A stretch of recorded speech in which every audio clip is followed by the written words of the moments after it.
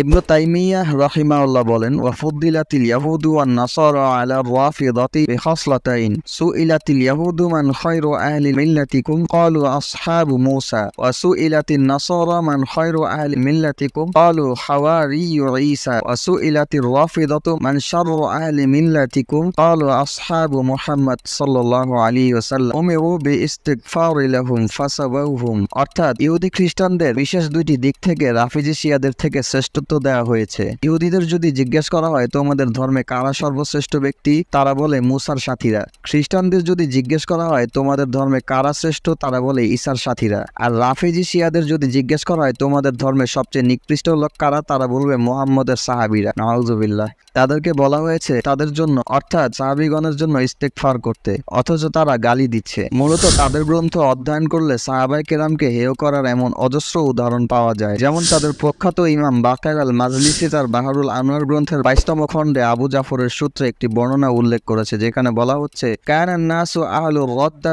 বা'দা নাবিয়্যিল্লাহ ইল্লা সালাসা ফাকুলতু ওয়া মানিস সালাসা ক্বালা আল মিকদাদ ওয়া আবু যর ওয়া সালমান আল ফারসি সুম্মা আরাফা উনাসুম বা'দা ইয়াসির। অর্থাৎ নবী সাল্লাল্লাহু আলাইহি ওয়াসাল্লামের মৃত্যুর পর তিনজন বাদে লোকদের অর্থাৎ সাহাবীরা সবাই মুরতাদ হয়ে যায়। বর্ণনাকারী বলছে আমি বললাম এই তিনজন কারা? তিনি বললেন মিকদাদ, আবু যর ও সালমান ফারসি, যা পরবর্তীতে মানুষ সহজে বুঝতে পেরেছে। নাউজুবিল্লাহ। একই বইয়ের অন্য আরেকটি বর্ণনায় আরো বলা হচ্ছে ইন্না রাসূলুল্লাহ সাল্লাল্লাহু আলাইহি ওয়াসাল্লাম লাম্মা কুবিদা সারান নাসু কুল্লুহুম আহলুল জাহিলিয়াতি ইল্লা আরবা'a আলিয়ুন ওয়া মিকদাদুন ওয়া সালমান ওয়া আবু যর কুলতু ফাআম্মার ফাকালা ইন কুনতা তুরিদুল্লাযীনা লাম ইয়াদখুলুহুম শাইউন ফাউলাইহিস সালাসা।